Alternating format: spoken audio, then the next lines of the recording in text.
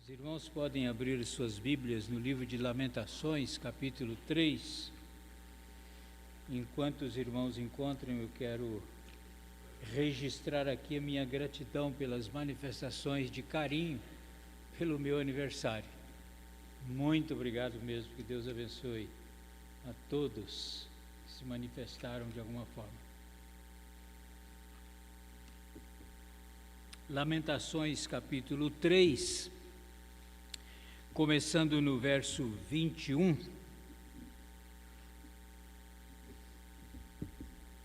A palavra de Deus diz assim: quero trazer à memória o que me pode dar esperança. As misericórdias do Senhor são a causa de não sermos consumidos, porque as suas misericórdias não têm fim, renovam-se cada manhã. Grande é a tua fidelidade. A minha porção é o Senhor, diz a minha alma, portanto esperarei nele.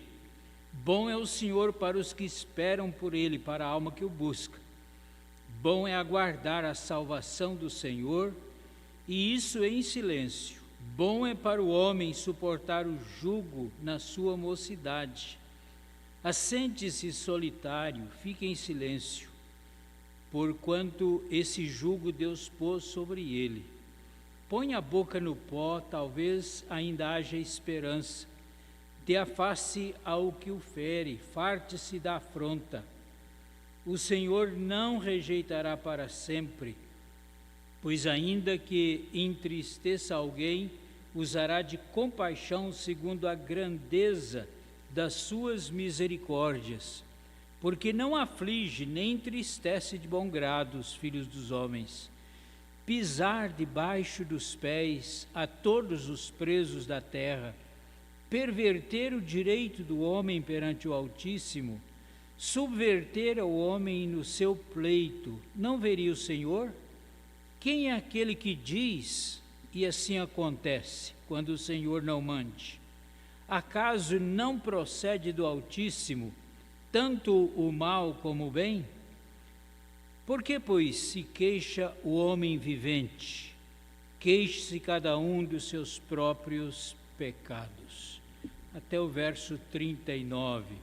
Meus queridos irmãos, no domingo passado de manhã nós aprendemos que a nossa vida nesse mundo acontece em meio aos altos e baixos, em meio aos vais e vens. Nenhum de nós existe sem chocar-se com as contradições da própria existência. Todos nós temos dias alegres, mas todos nós também temos dias tristes da vida. Todos nós temos a experiência do sorrir e também do chorar. Todos nós enfrentamos vez ou outra um anoitecer de tristeza, mas podemos ter certeza absoluta que a alegria vem no amanhecer. E é bom, irmãos, a gente não negar isso e não negar que isso faz parte da nossa vida, para não cairmos numa hipocrisia, no cinismo e na apatia. Aquela ideia de que o crente está sempre sorrindo, mesmo quando não dá, tropeça aqui, cai acolá, mas de novo levanta e começa a cantar, é totalmente falsa. Isso não é verdade. E não é verdade na vida de nenhum de nós, e você sabe disso tanto quanto eu. Então o profeta Jeremias um dia se viu assim, aflito, deprimido, oprimido, cansado de tentar conduzir um povo rebelde no caminho do Senhor e não alcançar sucesso. E Deus visita a nação de uma forma tremenda através da Babilônia, acaba com a cidade de Jerusalém, porque o coração do povo estava duro como diamante, era um povo rebelde, um povo que se recusava a ouvir as verdades divinas. A mente do profeta então começa a girar em torno de sofrimento, de caos, mas ele para de repente e ele reage a tudo isso dizendo: não é isso que eu quero na minha cabeça. Não é isso que eu quero na minha mente. Eu quero trazer à memória é o que me pode dar esperança. E aí ele encontrou 7 realidades básicas que podia lhe trazer esperança, segundo esse texto. São as mesmas realidades que podem trazer esperança para nós também. O que é que nós precisamos trazer à memória, então, para renovar ou para nos dar esperança? Primeiro, Deus é misericordioso. As misericórdias do Senhor são a causa de não sermos consumidos. Então, quando você estiver enfrentando alguma experiência difícil, traga isso à sua mente. Deus é misericordioso. E deixe-se tomar por este pensamento e por este sentimento. Segundo, Deus é fiel. E Deus é fiel apesar de nós. A fidelidade de Deus faz parte do seu caráter. E foi isso, irmãos, que nós vimos no domingo passado. Continuando então a partir daí, em terceiro lugar, pode tardar, mas a intervenção de Deus chegará. Essa é outra coisa que Jeremias traz à sua mente e que nós devemos trazer também.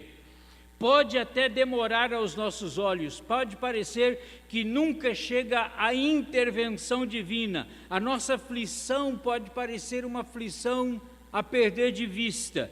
Mas quando Jeremias descobriu que por mais que os anos estivessem passando e ele não tivesse vendo, não tivesse contemplando ali o livramento, mesmo assim valia a pena esperar no Senhor, porque o esperar no Senhor não vai encontrar outra coisa no fim senão a bondade de Deus. Ele é bom para a alma que o busca, bom é o Senhor para os que esperam por Ele, bom é aguardar a salvação do Senhor, e isso em silêncio, é o que está aí no versículo 25 e 26. Então, sem lamúrias, sem murmurações, sem resmungos, sem amaldiçoar o dia do nascimento, sem lançar no rosto de Deus o fato de Deus ter nos criado e ter permitido que a nossa vida de repente cruzasse com a vida de pessoas que vieram a causar dor, a causar sofrimento para nós. É aguardar a intervenção de Deus, na certeza de que pode tardar, mas quando chegar essa intervenção, é manifestação da bondade de Deus. Enquanto não vem, eu aguardo em silêncio, aquietando a minha alma, para não deixar, para não permitir que as vozes da amargura falem mais alto no meu coração. Então, meus irmãos, por mais demorada que pareça a intervenção de Deus, mas creiamos numa coisa, ela chegará. Vamos aguardar com esperança. Essa é a terceira realidade que Jeremias nos ensina. Quarto lugar, quarta realidade que Jeremias traz à sua mente e que nós devemos trazer também à nossa mente, é o fato de que na adversidade, na dor, no sofrimento, Deus está trabalhando no nosso caráter. Deus está trabalhando no nosso caráter. Meus irmãos, está claro na palavra de Deus que todo o cerco da amargura, toda a dor acaba redundando em um bem para aqueles que são servos de Deus. Todo estado de sofrimento dentro de nós acaba sendo um bem para nós mesmos. Toda circunstância, todo esse estado de coisas que nos envolvem acaba servindo para nos amadurecer espiritualmente falando. Veja o que ele diz aí, versículo 27 a 29. Bom é para o homem suportar o jugo desde a mocidade. Assente-se solitário, fique em silêncio, põe a boca no pó, talvez ainda haja esperança. Essa situação às vezes chega para nos humilhar, para nos colocar no nosso devido lugar. porque, irmãos, como alguém disse, pouca coisa é pior para a vida humana do que a quietude para sempre, do que a prosperidade sem responsabilidade. A prosperidade pacífica acaba se transformando em ilusão, em engano para a própria alma, porque a natureza humana, no conforto prolongado, normalmente se esquece de Deus. A natureza humana, na sua situação sem qualquer conflito, quase sempre assume uma atitude de autossuficiência idólatra, que o afasta de Deus. Então, de um modo ou de outro, nós vamos aprender que as circunstâncias de opressão acabam se tornando no agente mais benéfico para o nosso próprio caráter. Então o profeta diz: tenha esperança, tire proveito dessa situação. Você está sendo provado? Então tire proveito disso, valha-se disso. No final isso vai ser bom. Então, por enquanto, quebrante o seu coração. Por enquanto, fique em silêncio. Por enquanto, ponha sua boca no pó, porque ainda há esperança. E isso que hoje me angustia, ou que nos angustia, de fato é o tratamento de Deus para a nossa cura, para a nossa alma. Então, se eu entendo, que Deus está trabalhando para a formação do meu caráter através destas circunstâncias difíceis, a esperança vai continuar existindo, não vai desistir do meu coração. Então vou trazer à memória o fato de que Deus está trabalhando no meu caráter, especialmente quando as experiências são difíceis, são amargas. Essa é a quarta realidade que Jeremias nos ensina. Quinto lugar, quinta realidade para reabilitar a nossa esperança, é uma atitude de mansidão. Veja o que ele diz no versículo 30.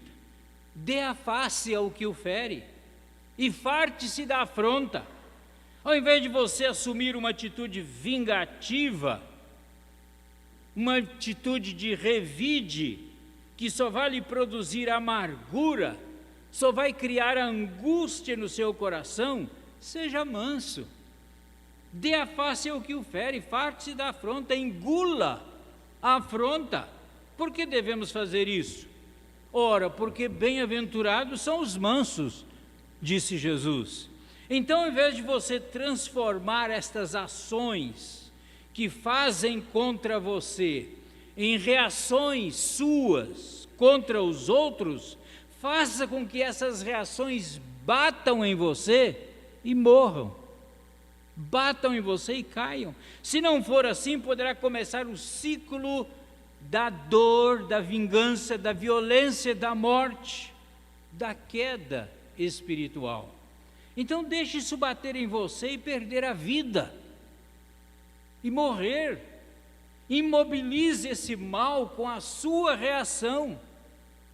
Então mostre uma atitude de mansidão, não de vingança, não de ódio. E essa é a quinta realidade que vai nos trazer esperança, é uma atitude de mansidão. Sexta realidade que vai reabilitar a nossa esperança é entender e crer na compaixão e na justiça divina. Essa compaixão, irmãos, é mais do que misericórdia. Diz o versículo 32 que Deus sempre usa de compaixão. Ele não deixa ninguém triste para sempre. Ele não está interessado em nos ver cabisbaixos, arrasados diante de situações que nos afligem. Ele não está interessado em nos humilhar e tirar a nossa esperança. Ele se deixa mover, ele se solidariza, ele se importa, Ele vem ao nosso encontro, Ele estende a mão para nós. Ele é o Emanuel, é o Deus conosco. Ele é o Deus da misericórdia, da compaixão, da proximidade. Ele está perto daqueles que têm um coração quebrantado, um espírito contrito e compungido. Ele é o Deus do livramento, Ele é o Deus da justiça. Ele não está, irmãos, com os seus olhos fechados. Ele não está com os seus ouvidos tapados, nem com as suas mãos encolhidas diante de nós. Ele está perto de cada um de nós, Ele está pesando a nossa vida, Ele está pesando a vida daqueles que trazem aflições para nós. Veja que Ele fala de perverter o direito do homem, versículo 35 e 36, perverter o direito do homem perante o Altíssimo, subverter o homem no seu pleito. Não verá o Senhor? É a pergunta dele. Jeremias estava vivendo essa situação de injustiça, de humilhação, mas de repente ele se dá conta que Deus é justo, meu Deus é justo.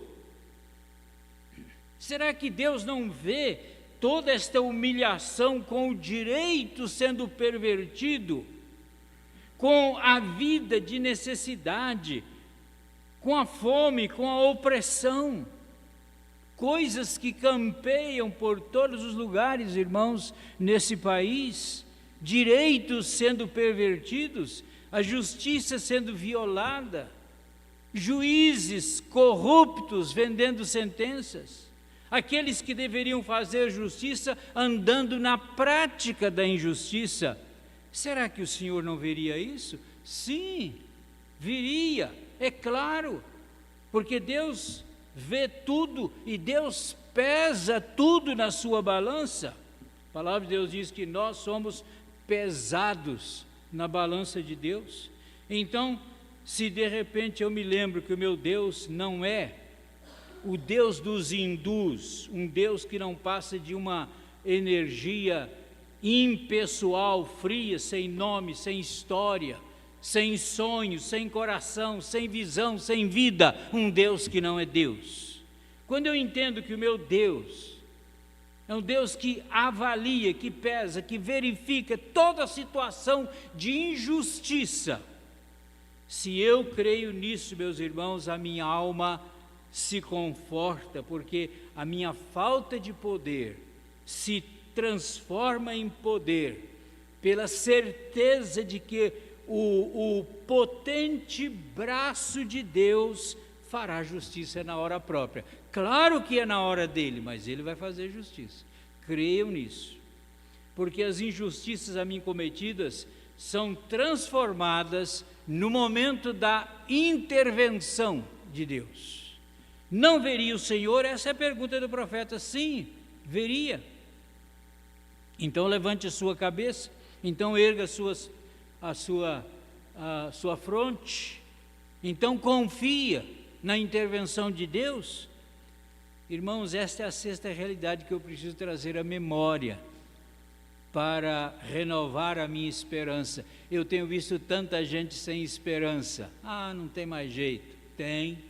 Deus é justo, Deus está no controle. Eu preciso entender e crer na compaixão e na justiça divina em favor do seu povo.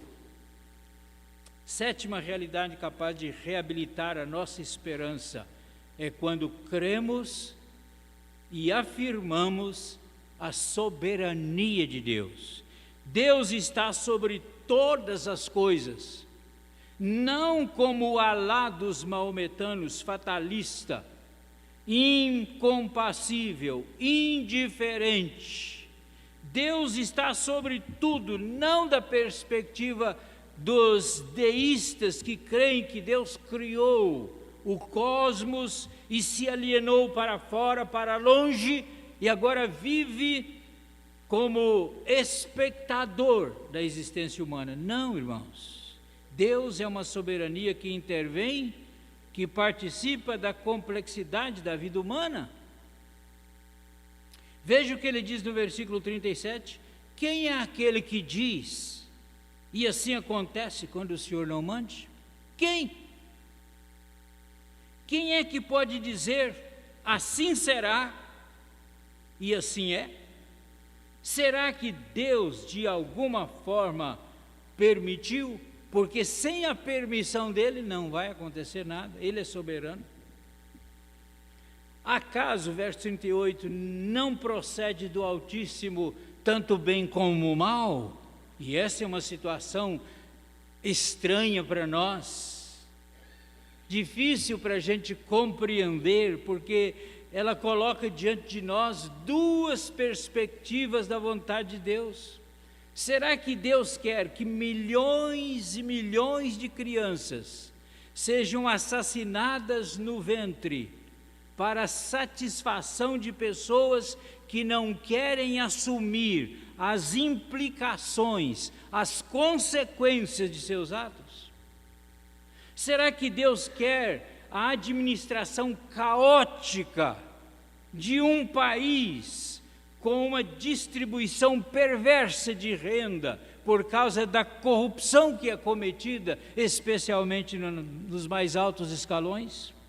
Quando menos de 10% dominam, têm nas suas mãos, menos de 10% da população detém mais de 90% da riqueza do país.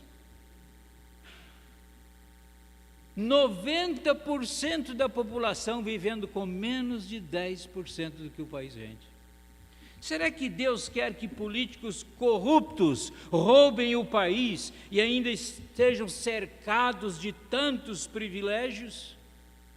Será que Deus quer que pessoas inescrupulosas roubem parte da aposentadoria dos idosos que trabalharam a vida inteira pelo país? É claro que não, irmãos. Então, como entender esse versículo? Acaso não procede do Altíssimo tanto o mal como o bem? Será que Deus faz o mal? Tiago diz que ele não se deixa tentar pelo mal. Então, o que está dito aqui? Que soberania é essa? Esta visão da soberania de Deus, irmãos, nos coloca diante de duas perspectivas da vontade divina. A vontade, a intervenção de Deus é sempre o bem. No entanto, a Bíblia diz que não acontece absolutamente nada neste mundo. Nem fios de cabelo caem, nem folhas são varridas pelo vento, nem pedras rolam das montanhas, sem que tudo de alguma forma esteja acontecendo em Deus. Todas as coisas acontecem em Deus. É por isso que a Bíblia fala não apenas da vontade intencional de Deus, mas também fala da vontade permissiva de Deus. São aquelas coisas que Deus não deseja como situação ideal para a vida humana, mas Ele permite. Ele sabe que nós precisamos enfrentar essas coisas para nos achegarmos a Ele. Isso é o melhor para nós. O melhor para nós é depender cada vez mais de Deus e estarmos conscientes disso. Há certas situações, irmãos, na vida que se nos apresentam como sendo difícil de Deus sequer ter permitido que elas acontecessem. Mas no final, de uma forma ou de outra, elas nos trarão para o caminho de Deus. Essa é a ideia da soberania. O bem Deus faz, o mal tantas vezes Ele permite, visando o nosso próprio bem, visando através da nossa dor acordar-nos, abrir os nossos olhos. Ele é soberano, e se eu tenho na minha mente que Ele é soberano, o que hoje me causa desesperança é alguma coisa que está dentro da vontade dEle, está dentro do controle dEle. No fim de tudo, eu devo saber que todas as coisas acontecem para a glória de Deus, todas as coisas, pois Ele não perdeu, jamais perderá o controle. Até aquilo que o diabo mais planeja, de desgraça contra o povo de Deus, no final sairá como um tiro pela culatra. Por quê? Porque todas as coisas cooperam para o bem daqueles que amam a Deus. Mesmo as intenções mais malévolas acabarão se tornando em adubo da bondade de Deus, bondade que Deus semeou na nossa vida. Por isso o profeta podia dizer o seguinte: por que, pois, se queixa o homem vivente? Verso 39.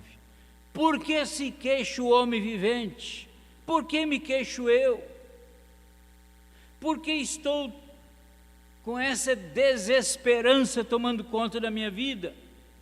Queixe-se cada um do seu próprio pecado, ao invés de ficarmos lamuriando. Por que comigo? Por que tanta luta? Por que tanto sofrimento? Lamúria. Nada disso. Porque se queixa o homem vivente. E é interessante que ele diz assim, o homem vivente.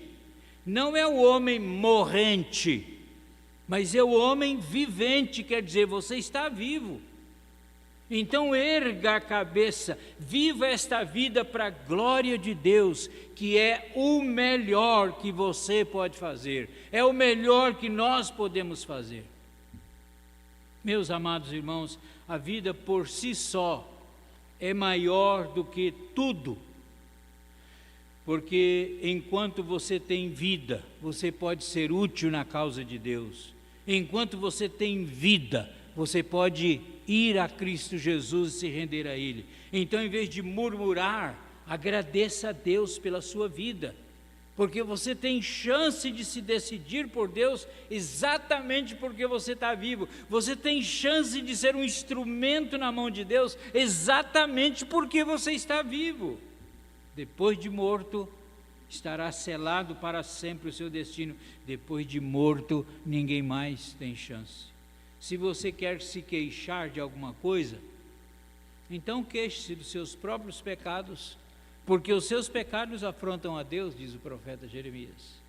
Então, eu quero trazer à memória o que me pode dar esperança.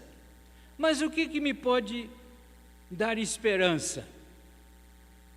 Deus é misericordioso, Deus é fiel, Deus intervém, Deus está trabalhando em nosso caráter, em nós. Podemos ter uma atitude de mansidão. Deus é compassivo, misericordioso, Deus é soberano. Então, irmãos, que Deus nos ajude a trazer isso à nossa memória. Quero trazer à memória o que me pode dar esperança. Amém.